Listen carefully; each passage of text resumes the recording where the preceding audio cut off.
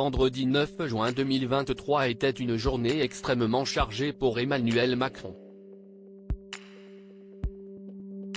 En plus de s'être rendu à Grenoble et Annecy au lendemain de la terrible attaque au couteau, le président de la République a reçu son homologue de Madagascar, Andry Rajoelina, au palais de l'Élysée.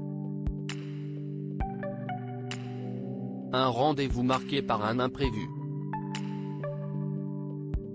Comme à chaque fois qu'il reçoit l'un de ses homologues à l'Élysée, Emmanuel Macron était plongé dans le protocole, respectant à la lettre les règles qui s'établissent dans ce genre de circonstances. La visite du président de Madagascar, Andry Rajoelina, n'y a pas échappé et a été comme toujours parfaitement orchestrée. Arrivé dans la cour de l'Élysée, sous un soleil de plomb et 30 degrés Celsius, Andry Rajoelina a été accueilli par une horde de membres de la garde républicaine.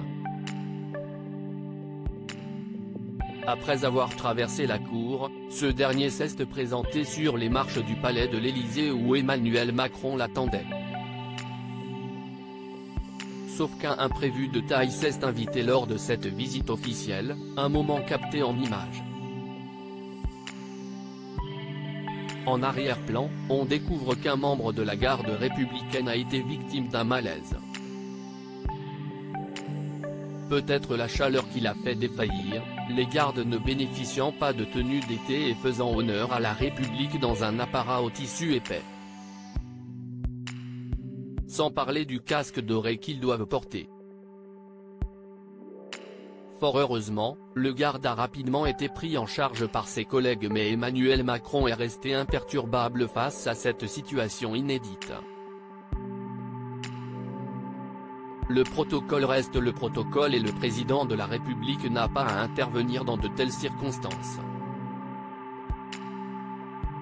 Le couple Macron à Annecy après la terrible attaque au couteau cette journée du 9 juin 2023 était très chargée pour Emmanuel Macron.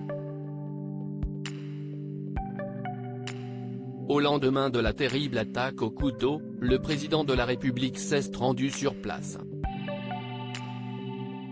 Accompagné de son épouse, la première dame Brigitte Macron, le chef de l'État est allé au CHU de Grenoble qui a pris en charge plusieurs victimes.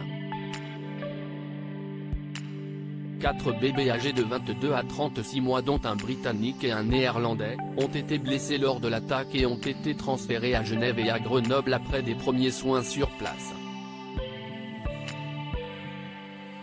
Suite à cette visite au CHU de Grenoble, Emmanuel Macron a été en mesure d'apporter des nouvelles positives. Par la suite, le président s'est rendu à la préfecture de la Haute-Savoie à Annecy, où il a rencontré toutes les personnes ayant permis l'arrestation de l'assaillant. Parmi eux Henri, ce jeune homme de 24 ans surnommé le héros au sac à dos. Pour l'heure, la garde à vue du réfugié syrien qui a poignardé 6 personnes dont les 4 très jeunes enfants dans un parc d'Annecy s'est achevée ce samedi. Il a quitté le commissariat pour rejoindre le tribunal. Les enquêteurs s'efforcent toujours de démêler ses motivations malgré son mutisme. Depuis son interpellation, Abdelmasih H. 31 ans n'a donné aucune explication et fait obstruction à la garde à vue, notamment en se roulant par terre. Il est en outre totalement mutique, ont indiqué des sources proches de l'enquête à l'AFP. La folie est une excuse trop facile, si est si important de savoir qu'il est auditionné et qu'on ne le considère pas simplement comme quelqu'un de délirant, a commenté vendredi soir le ministre de l'Intérieur Gérald Darmanin. Il a sans doute une motivation que les enquêteurs vont essayer de comprendre, a-t-il dit sur BFM TV. Même s'il n'y a pas d'audition, les investigations se poursuivent, notamment pour établir sa personnalité, son parcours, ce qu'il a fait depuis qu'il est en France, a précisé une source proche de l'enquête.